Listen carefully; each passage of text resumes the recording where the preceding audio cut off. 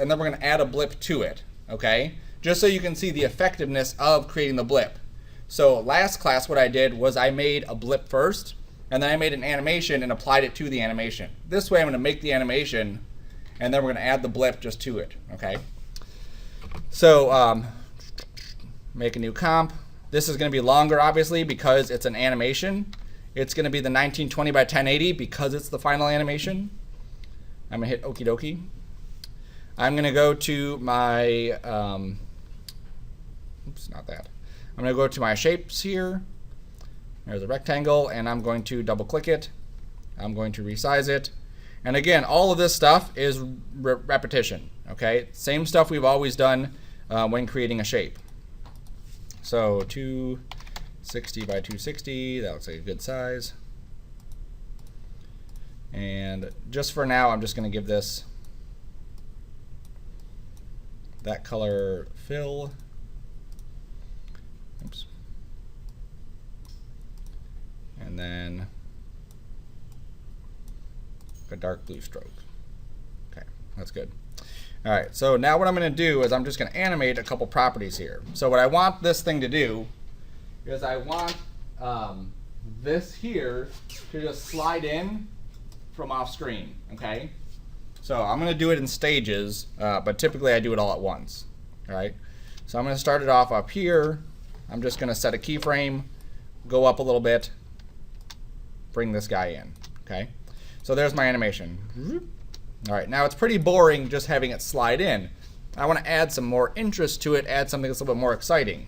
So what I'm going to do is I want to animate it kind of rotating in, okay? So it's kind of like on an angle. Then when it gets to that corner, it just like drops down, all right?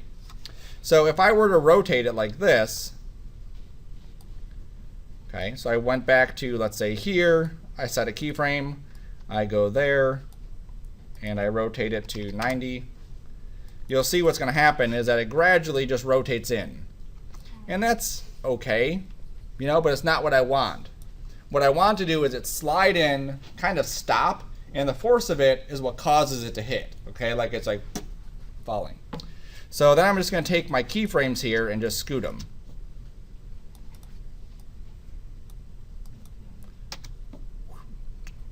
Okay? Now again, it looks okay. It's not what I want. Because what's happening here is it doesn't feel like the bottom is hitting and then it's falling down. What it feels like is it's getting to the spot and then rotating into place. And that looks kind of funky. So let me just delete my keyframes on here like that. And I'll show you how I can reset it up the correct way. All right? So I'm going to go to my pivot tool, which is the Y key. I'm going to hold control and I'm going to drag my pivot. Oops. Yep, that's the anchor point, right to here, okay? That way it's going to pivot right from there. So when, sorry, not right from there, right from here. That way when it pivots, see how it's going to feel like it's falling on the ground more, like there's an actual ground there that it's like hitting and then doing. All right. So let's try that now. So I'm going to go and scoot him off screen. I go back to my move tool, scoot him off screen, set some keyframes, go up a bit, bring it there. I'm going to set a keyframe here and then rotate it there. Okay, so now if we watch this, that's way too slow. Let's crank this up. Okay, now let's say I give this a little pause. So I'm going to take my rotates and just scoot them down a little bit. That way it kind of like hits, there's a little bit of a pause, and then it falls down. There we go. It feels a little bit better, maybe one frame back. There we go. So that's feeling more like it's doing what I want it to do. Now, again, it still looks kind of boring. What's one thing I could do to make this look more interesting? What was that? Environment. An environment, yes. I'm just talking about the animation at this point. Easing in, easing out, yep. So I'm going to ease these in. I'm going to go to my graph editor, change this to a speed graph. And again, this is the same stuff. So if we've done it once and we understand it, we can do it for everything.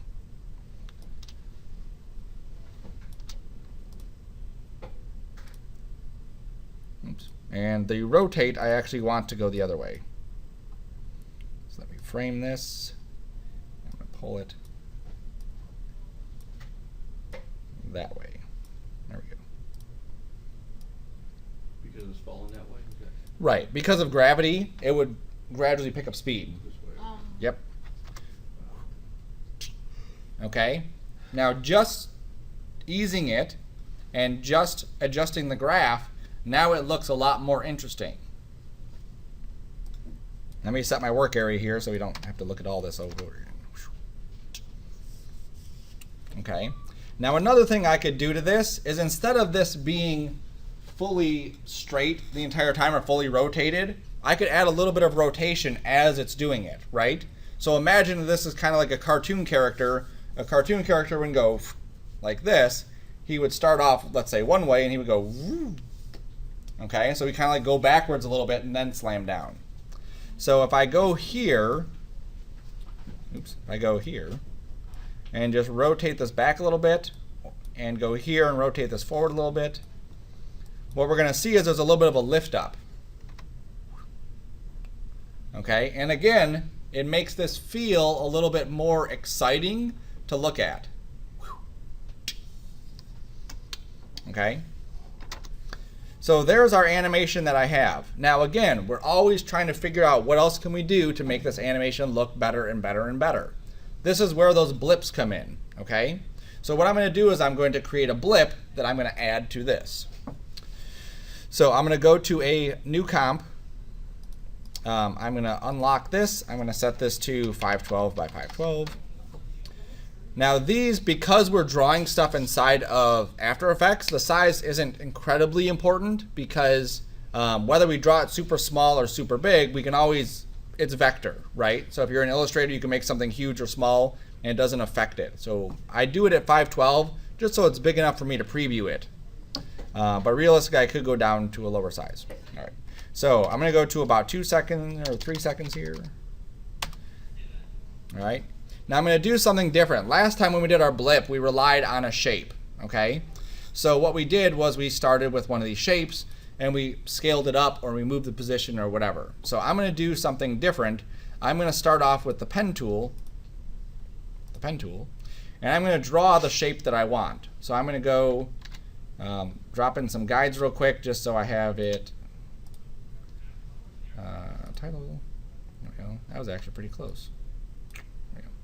And I'll go to about there, and I'll go to about there. That looks pretty good. So I'm just throwing in some guides here, just so it's a little bit easier. I'm going to go unlock my guides, and then I'm just going to draw my shape. I need one more guide right about there.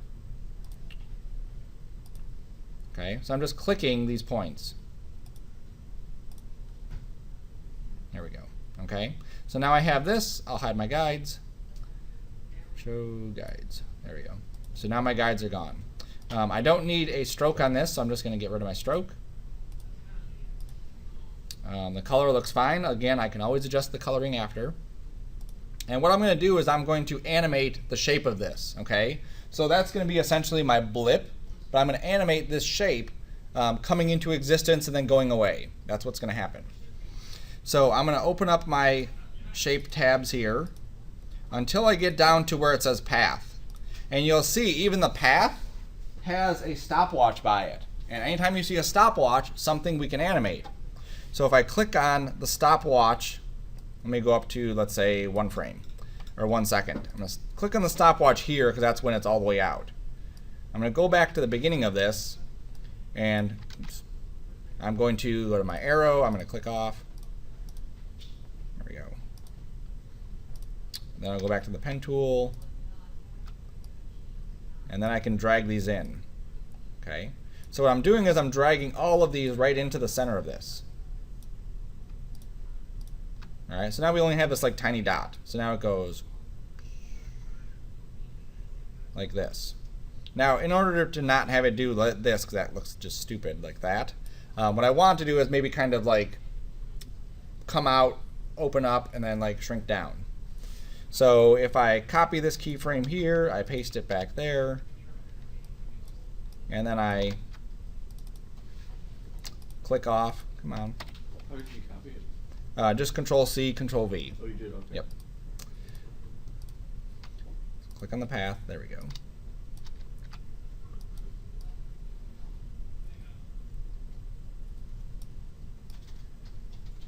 All right.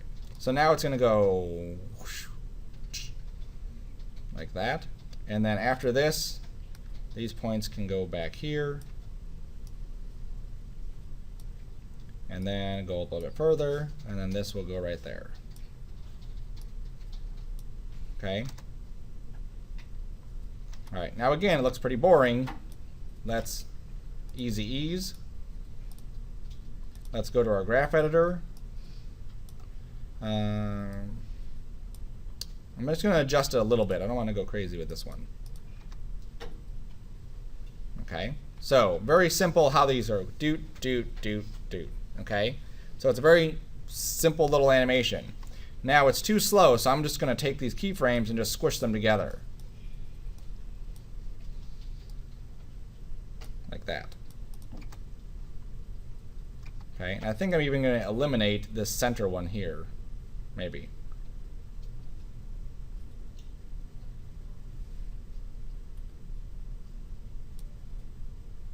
I think I'm going to do that.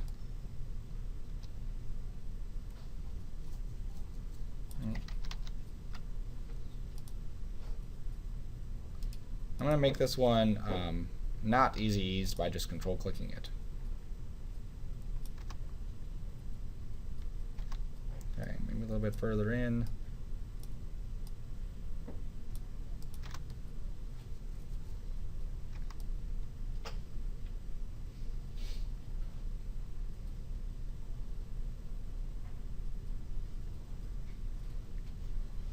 I think I'm going to go here. At this point, I'm going to pull these up a little bit more. I just want this to be a little bit smoother so it feels like it's not stopping.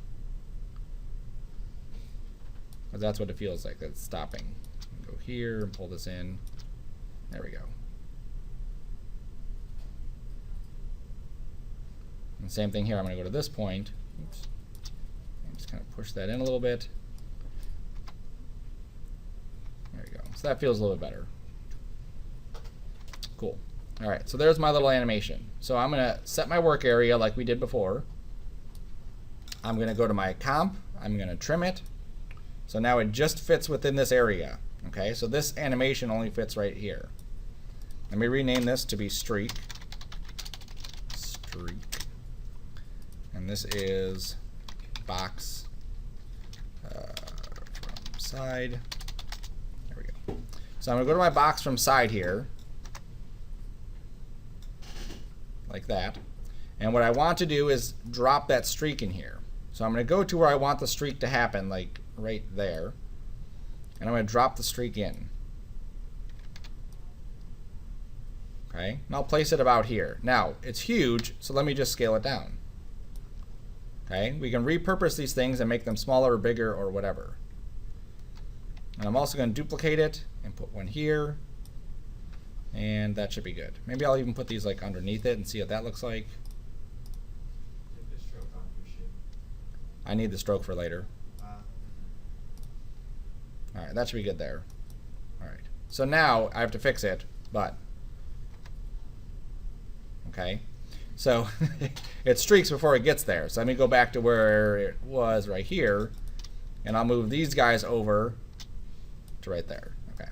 Now we're still going to fix it because it's still not going to look good. Okay. Now what I want to happen is I want these streaks to move with the object. Okay. So I don't want them to stay right where they're at. I want them to just move with the object. So what I can do is if I look at this, it's basically just their position. Basically, I want to say whatever position this is at, I want these to follow it. Okay. So there's these things called parenting. And what I can do is I can take one object that's moving and parent another object to it. Then both objects move together. Okay. So we're not going to use this, but I want to show how I can do this. So I put these both to shape layer 1. So what happens now is they go with it. Okay. Now here's why I don't want to use that, because of this. See how they're rotating up? That looks weird. Like, why would the streaks go up like that? That doesn't make sense. So I'm going to go back to this right here. I'm going to turn this off, and what I'm going to do is I'm going to have just the position controlling it. All right. So I'm going to open up my streak here by hitting position, and these stopwatches are used for setting keys. But if I hold down Alt and I click on a stopwatch, it allows me to do an expression. Okay. So an expression is basically like a little program that allows us to control an item with basically words. But what I can use is this guy. This here is called the pick whip. Okay? It allows me to just parent one item to another item. So if I just want to use the position of this, or in this case just the position X, I can drag this up to here. Okay? And so now, oops. So it follows the position without the rotation. Correct. This one I need both. So I need this and that. Okay. Now if I just leave it the way it is, where I say this position equals that position, you can see that it moves it. Okay, so now it's on the bottom because what it's doing is copying the exact position of it. So what I'm going to do is go back to that, is I'm going to say I want to do that plus I want to use your own position. How are you doing the line from like, are you like What do you mean? I don't know, you like Left drag click. it. This? Yeah. I'm just clicking and dragging. Okay. That's all you have to do there. All right, so now, okay, it's way down here, but now I can move it. Okay. So now look how it follows it.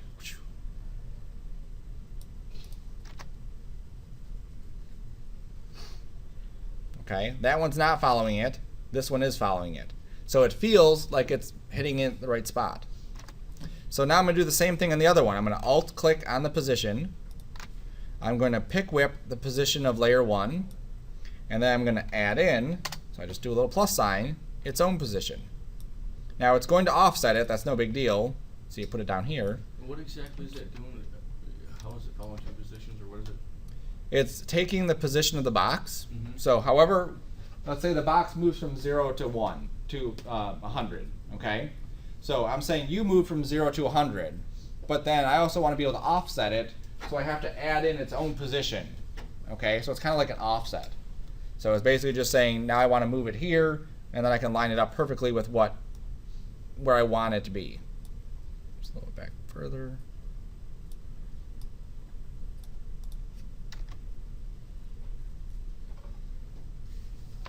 Okay. Now it's not hitting it at the right spot. Like I don't like where it's hitting it because it's like right when it slows down, we're getting these like blips. So I'm going to just take these and just scoot them back. And now because I set them up in the right spot, I made my expressions. As I pull this back, you'll see that they go with it. Okay, so it doesn't matter where I now place these, they'll still be at those corners. Okay, even if I decided to take both of these here, let me go to where they're at. Oh, that one's like way off. Let's scoot that here.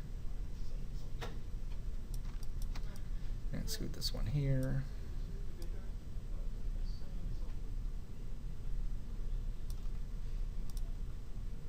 And I think too, just because they're both in sync, I'm just going to offset one of them a little bit. Okay.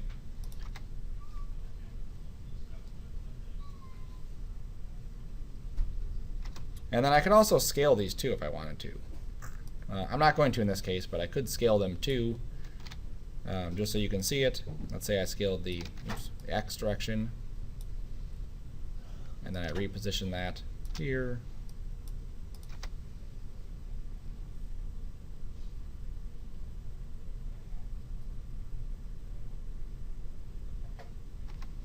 I'm still not liking how that streak's looking.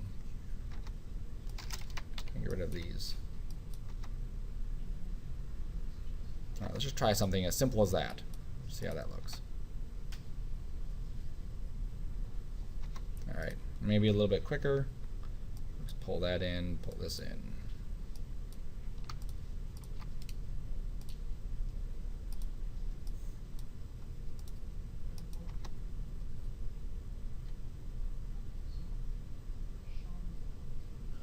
Yeah, it's looking good. Okay.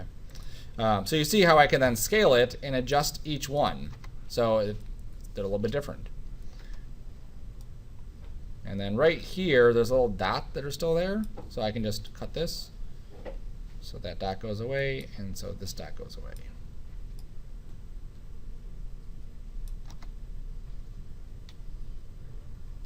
Okay, so here is where I'm just adding little streaks to make it, again, kind of blip a little bit more. Now I could also add some little impact here. So when it hits the ground, something else happens, right?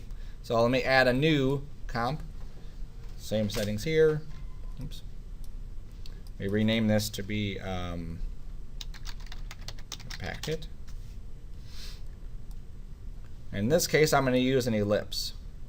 Okay, so we'll double click. I'm going to go to my path, shrink this down some. That should be good. Remember that they have this transform ellipse here. You don't want to play with this one. You want to play with the actual transform, scale, position, whatever else. These ones are specific to just that one shape. The other one is for the entire thing. Okay, so here's an example of where we wouldn't want to do that. Let me just hide this one. Let's say I drew my shape like this. I drew my shape like this. There we go. If I go under here to this and I start scaling it, it scales it right from that spot, which looks pretty good. But then if I go in here to my other scale, it's scaling it from that spot. Okay, so hardly ever do I play with these ones inside of this. This is more for when you get into deeper levels of animation. I usually just use the regular transform, rotate, scale, position type stuff. All right, so now with this, I want a stroke on this. I don't want to fill. And what I want is this to be only a portion of this, okay? So kind of like a Wi-Fi signal or something. So if I go to that trim path that we played with last time, and we go to trim path, we go to this, I'm basically creating just a portion of that. Okay? If I want this to be down here, I can just use the offset and just offset it down there. I could have just rotated it also. But it's nice to have this nice and clean. All right? So now I'm going to scale this in to 0. I'm going to set a key. I'm going to go up to, say, 20. I'll set it to be 100. Okay. Now I don't want to just do that and stop. What I want to do is I want to also animate the opacity. So I'm going to go to about here, set a keyframe for the opacity to be at 100. I'm going to go right here and set this at 0. I'm going to go here and set it at 0 also. So now what we have is this kind of like fading in, fading out. Let me set my work area. Okay, so now when it hits, I can have something like that happen. I want this to happen quicker. Let's really shrink these things in like that. And then put that Just in. move it up to 100 and then fading it back to 0. Yeah, so it goes from 0 to 100 back to 0. A little bit more. Let me make these easy eased. Let me go here.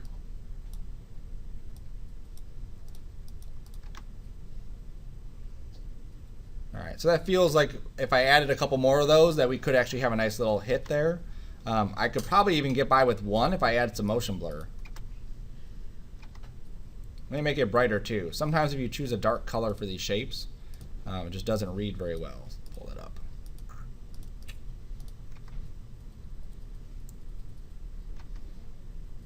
There we go. All right, so now in this case, I only have the two shapes, so I can just easily duplicate that and just scoot it over. And even give it a little bit of rotation. A little bit more like that. Maybe I'll duplicate it again, rotate it the other way. Give it a little offset.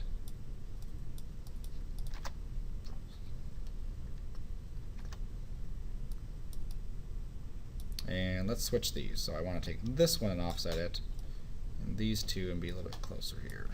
There we go. so that looks pretty good. Contents, trim path.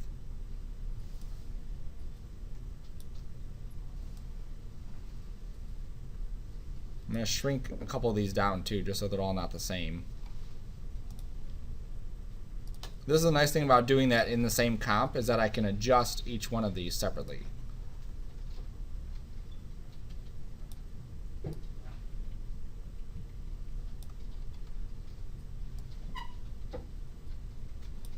we go. Okay, so that feels like a little bit of an impact hit. So now I'll go back to my box from side. I'll go back to where it hits the ground right there. And I'll drop my impact hit into this. Oops. Now you'll see it came in at this huge size, okay? I didn't shrink that other comp down to an appropriate size. I didn't cut it. So it brings it in at the actual size that this thing is. Even though I'm only using, where's my keyframes? Even though I'm only going this far in here, it's bringing in the entire thing. So if I trim it, there we go. Then I go back to box from side, automatically fits perfectly. Cool. So now it's going to hit. And I'm just going to scoot it up until we see it. I have to move it over too. There we go. Oops.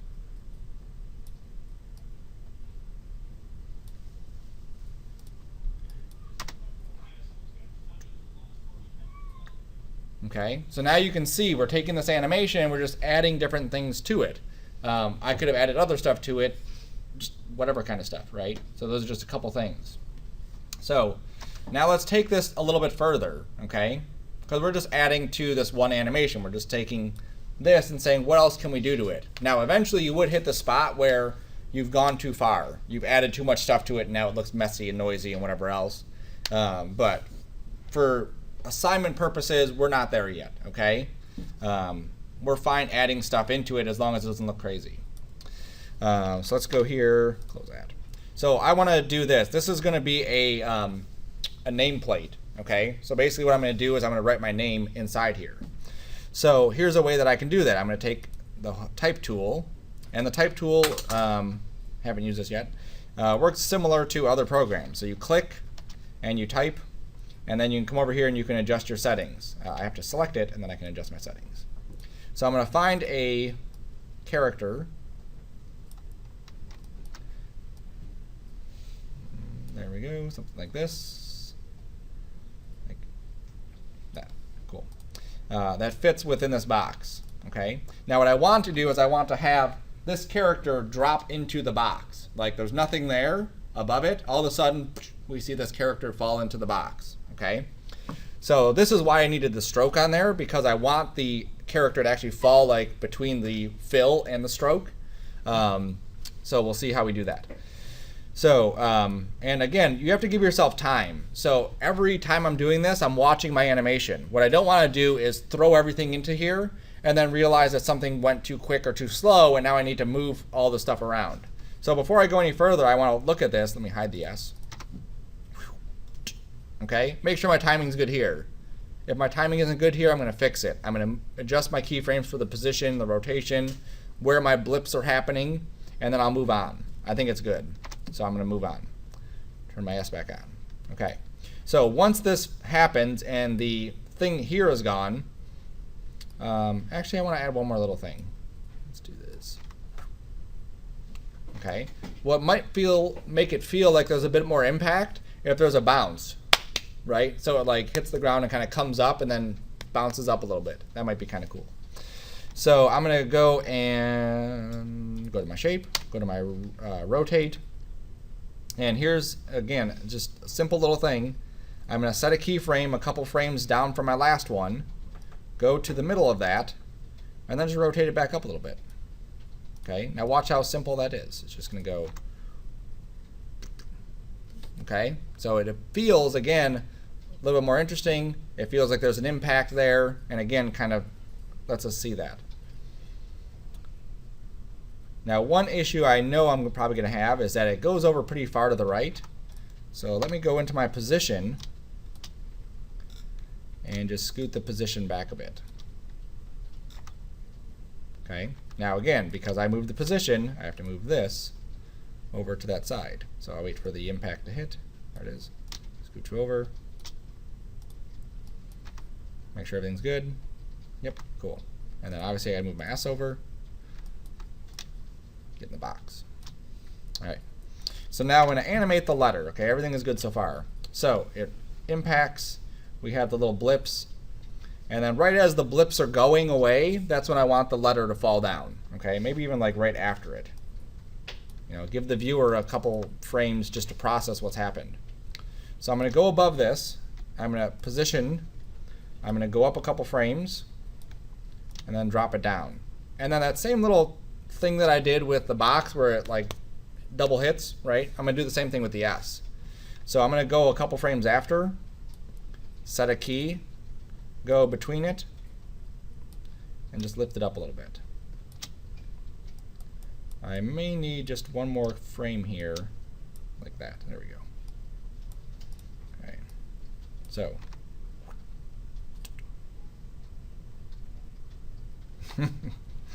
So now we'll do our speed. So we'll adjust it with some easy ease.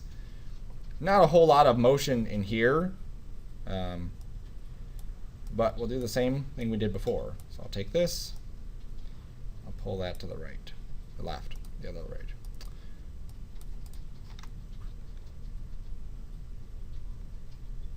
All right, so that's definitely happening way too slow to feel any kind of impact.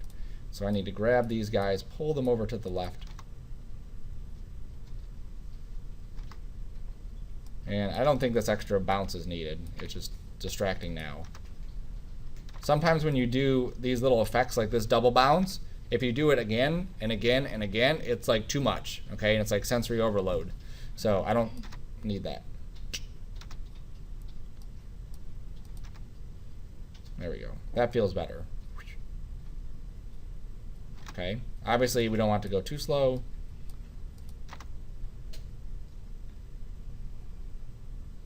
Right, that's just way too much time. So here was a good time. Let's see it again. All right, it's good enough for now. All right, so now the tricky part, like how do I get the S to only show up while it's inside the box, okay? So I essentially want this S when it's right here, I want it to be behind the stroke, but in front of that box, okay? So in order for me to do just that, I need to separate my stroke from my fill, all right? So I'm going to duplicate my box. I'm going to have one of these be just the stroke. So I'm going to just take the fill off of the top one. And on the bottom one, I'm going to take the stroke off of it. Okay, now if I take this one, which is my box underscore stroke, hit enter, box underscore fill, there we go, and I put the stroke above the S, you'll see that it now feels like it's falling between them, right? And because I duplicated this shape, Is that still in here? because we duplicated it, all the animation still applies to this one. Okay, so it doesn't delete the animation for it. It's still there. Everything works exactly like it did before. Okay, now I need to do the other part, which is I need the S to not show up here. Okay, I want it to look like the box falls and the S is somehow magically just falling into it. Okay, it's a time vortex or something. I don't know what. So what I'm going to do is I'm going to use, remember that trick we showed last time with the shapes, right? So as the circles got bigger, we can do an alpha matte to it. I can do that. Now the problem with that though is if I go here and I click this button, my track matte only allows me to choose the item above it. Okay, so when I do a track matte, I can say use the alpha channel from the item above it. Okay, and what that means is only exist where that other item exists.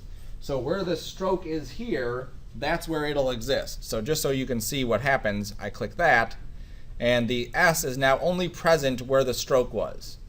Okay, that doesn't help us at all. Let me put this back. Let me turn the visibility back on, because whenever you do a track matte, it turns the visibility off. And I'm going to go up here to Effect, Channel, and I'm going to say Set the Matte. Okay?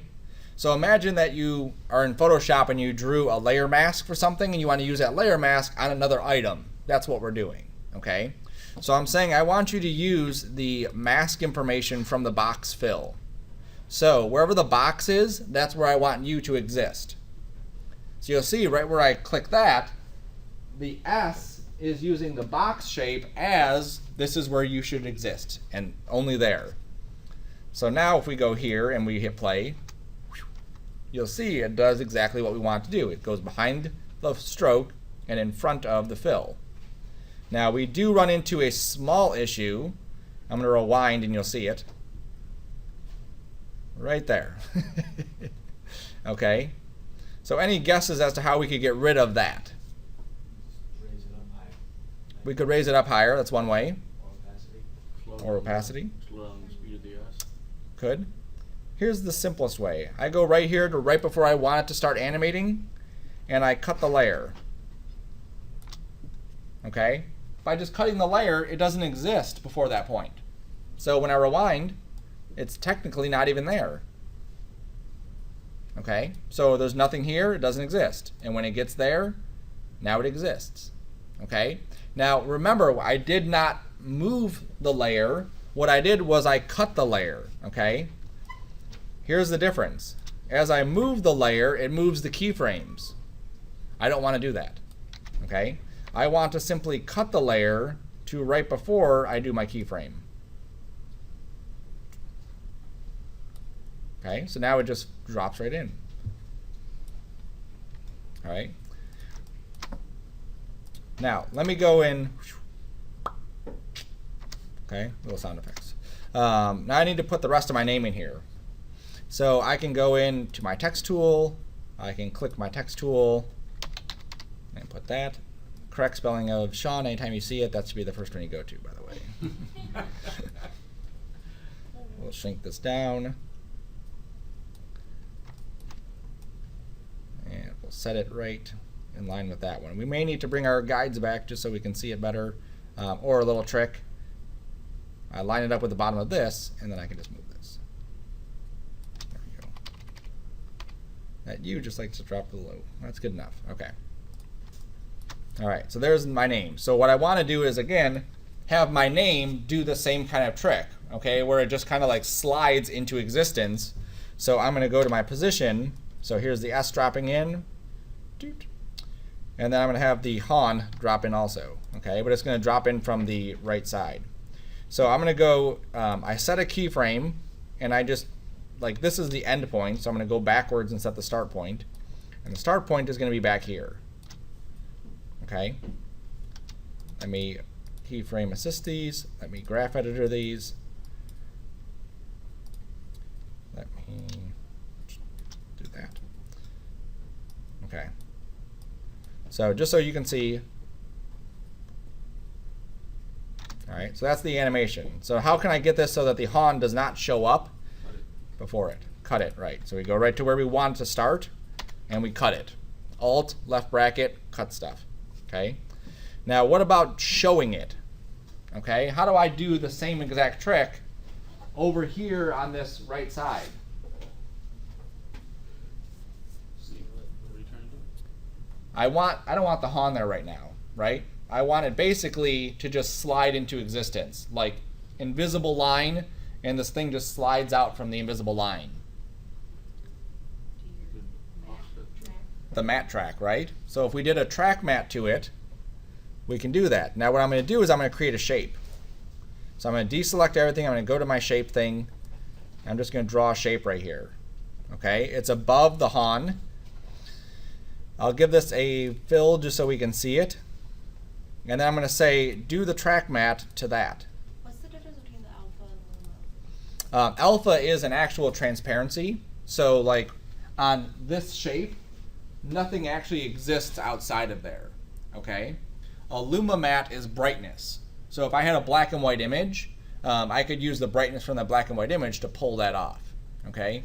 Now, in some cases, you would use a luma mat just because it has a lot of contrast and you may want to pull it off of there. Sometimes you have, like, here's a perfect example. Hey, it opened up. YouTube.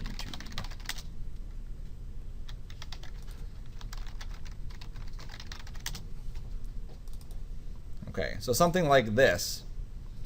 If I wanted to add smoke to my scene, look at the thumbnail. If I want to add smoke to my scene, there's no alpha channel inside there. Okay, an alpha channel is something that is actually like hard coded into a file, right? So if we're in Photoshop and we select something and we save that selection, it saves an alpha channel. Okay, so then the software can say, this is the edges, I want to cut that out.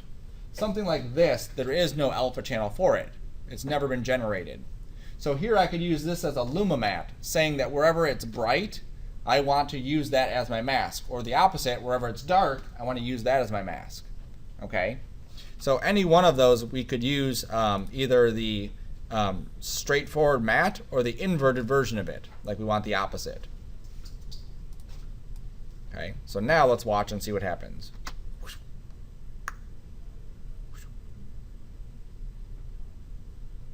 Okay, so all of this is using the same techniques we've done so far. The only real difference is I added these alpha mats for the Han area, and then for the S, I added this set mat. Okay, now these things we can take further and further and further. There's a lot of different cool techniques you can do when you use these set mats and you use these alpha mats. Just as another quick example. I need to change the background. This is like killing me that this is so dark. I'm going to make a solid. I'm going to color it gray. There we go. I'm going to add a generate ramp. No, it's under stylize. That's why I use the other thing. I'm so used to using the other thing. Gradient ramp. They changed it to just gradient ramp. There we go. I make this radial. Okay, so this is adding a gradient into my scene here, so that I could add a basically a vignette. My start color, which is the center of this, I'm going to color this pretty light. So let's say like that. And then the end of the ramp, which is the other side of it, I'm going to eyedrop this color and then just go to my brightness and darken it. Okay, so it just kind of helps complete the piece, so it's not just whatever that was. Cool. All right. Oh, are you kidding me?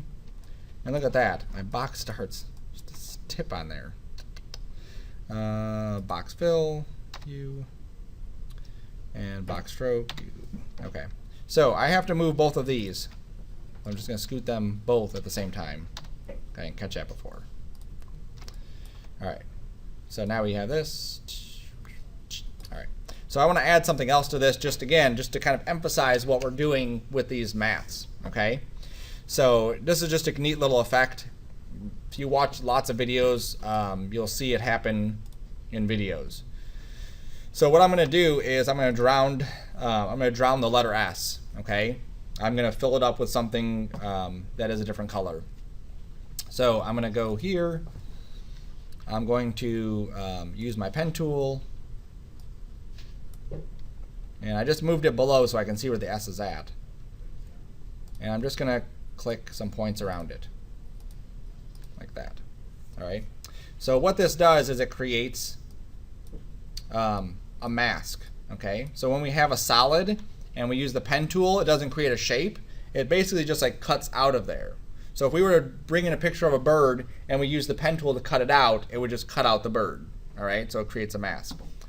So what I can do with that is I can go under my distort effect, and I can go to the bottom here where it has wave warp. Wave warp? That was the one I used, yes. And look what it gives me here. It gives me this like wavy pattern, which is kind of neat. And based on the shape of this, is what that wave warp does. So see, as I move it, it's updating what that's doing. So I'm going to add another couple points inside the middle here. There we go. Are you doing with a control key? No, just with the pen tool. You just move it over just like Photoshop or Illustrator and just click on it. Yep. All right. So I'm going to go above this like that. And I'm gonna hit M for mask, and you'll see that it brings up the mask path. Okay, so after Han is filled in here, Han, there we go, right there. I'm gonna click on the stopwatch for this mask to say this is where I want to look like it's completed, and then I'm gonna push this down. Okay, you'll see me do this a lot, where I set my end keyframe and then I work backwards to set the beginning keyframe. Okay, it's just easier that way. All right, so now I'm going to go to the beginning, and I'm just going to pull this basically down. Okay, so it's basically away from the S. And just to be safe, let me go really far below the S. There we go. All right, then I'm going to go up a little bit more, and I'm just going to animate some of these. Just so it kind of looks like it's not filling up uniformly, it's kind of like flowing up. Up here. Here. There. And again, I like, just for fun, let me just dip one of these below. There we go. All right, so now it's doing that. Okay. So if I take this and apply that same concept that we just did, if I just say, instead of being this wavy all over it, I want to use the S area as a mat, as a way to say this is where I want you to exist. Watch what I can do. First, let me drag it to the top so it's covering it, like that. Then I will use my channel set mat and say I want you to use the transparency from the S. There it is. So now if I rewind it to before that, now it happens like awfully quick. Let's go like a little bit slower. I'll go frame by frame. Okay. I could also go in here and just stretch these out, just pull these a bit further. Give myself a little bit of time between each one of those.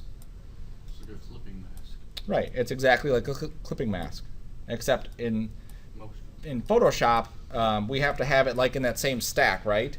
But it'd be great if we could just connect it. Like you are getting your transparency from this. Regardless of where you're at in the layer stack, that's where you're getting your transparency. Cool. All right, let's try that again. That looks better. A little bubble at the end. Yep. And then we could, right? We could take this, it's filling up, and then we could add a little bit of bubbles, more blips on the end of it. Oh, this is so much fun now. Let's go with this, fill up. And we'll make a new comp. 512 is good. We'll create a circle. How long have you been doing this? 20 years? Not After Effects, no. No, No, After Effects, I've been teaching it for about 2 years, but I've been doing minimal stuff in it before that. Most of my stuff was like 3D, get in there and do 3D stuff. I don't know, I need a stroke. I need a stroke on this. Maybe a little bit more. There we go. Okay. So, same thing we did before, right? So we go here. Oops. Shrink that down to 0. Set a key. Go up. 100. There we go. Cool.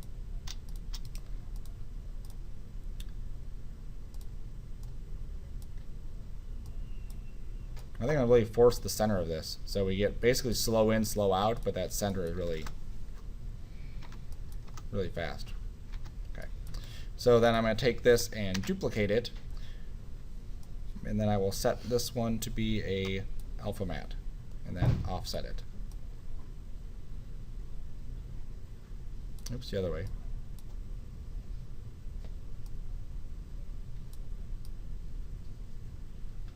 Hold on. I made it wrong. Oh, alpha invert. Sorry, there we go. Let me offset that. Okay, there's my bubble. And then on the top one, remember, I just have to take that stroke and just make it a little bit bigger so it covers it up at the end. All right, so there's my bubble, single bubble. And I'm going to drop this into a new comp, oops, after I crop it. I hit N. I go to my comp, I trim my comp, cool. I drop my single bubble onto a new comp. And this is why I'm doing this in a new comp, because I don't want to do like the other one. I want to create like a cluster. So there's that one, that one, that one, that one from the center. 5 is good. We'll just stick with 5. And then I'm just going to randomly kind of scale these.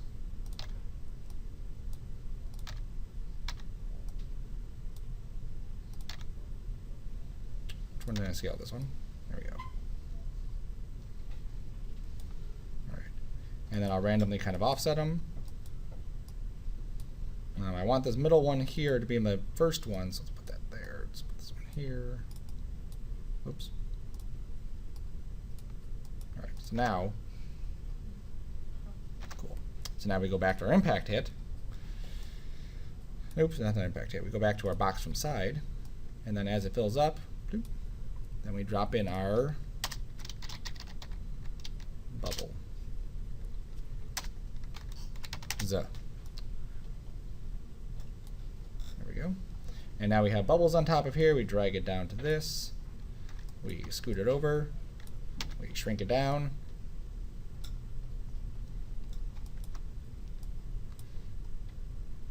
And then I'm going to get a little bit further in here.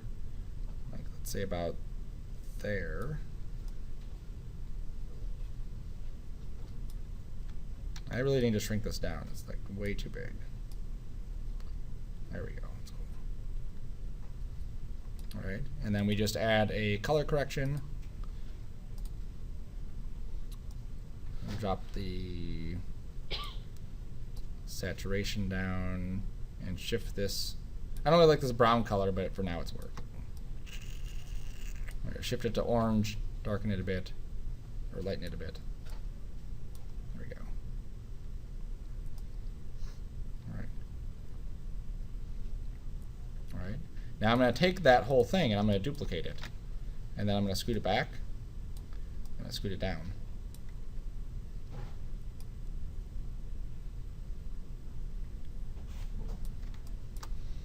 And then I'm going to duplicate it one more time. Usually odd numbers work out really good. So if you duplicate something, you should usually have an odd number of things that you've duplicated. And then I'm also going to scale up a little bit differently for each one, like 25, let's say. I'm also going to rotate each one so they're all not the same.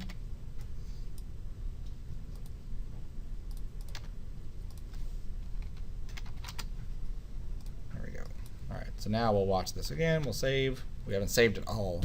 How horrible. Don't crash.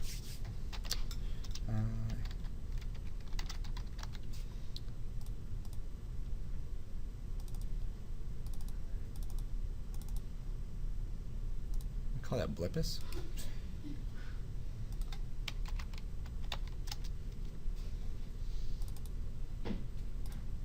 There we go. All right, so let's rewind this. We go to the end.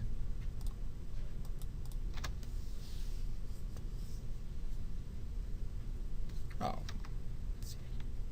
I want to see this full screen, so under the preview area, I make you bigger. There we go. I want to make sure I have this set to further down. Yep, there we go, full screen. So I'm going to make it full sized. I'm going to hit play.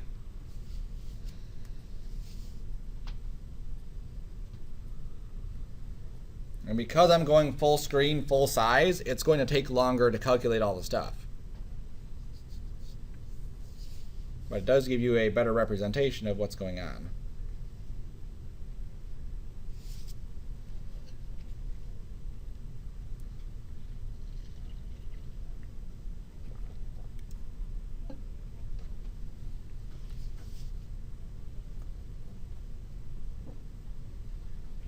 All right, so definitely like a cool little piece. And again, every time we've added an animation to this, we've added some sort of extra little thing on top of it, like a blip, and that blip enhances it.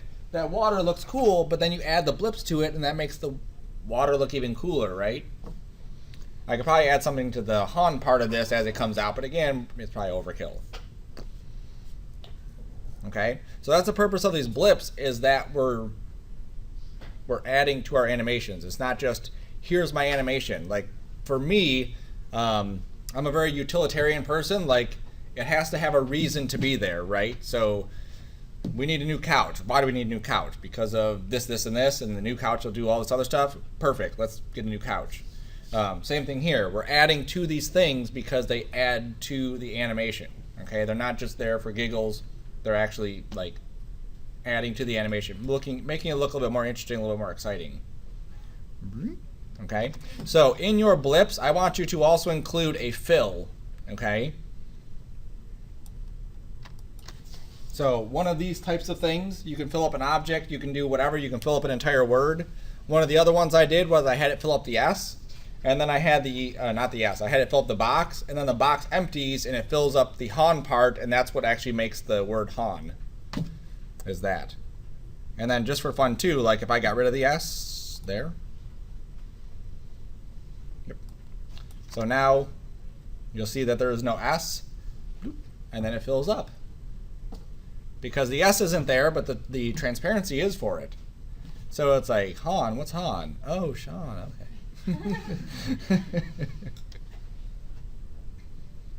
All right, so the same process. You can have it fill up whatever. Cool? Cool. The one thing I just didn't show real quick, box fill. No, it wasn't box fill. It's fill up. Here we go. This wave warp. I didn't really play with a lot of the settings because the default settings for this specific project seem to work really good. But again, you can kind of play with like the wave height. Probably too much there. The wave width. So if you wanted wider waves or narrower waves, you could do that depending on the volume of your stuff.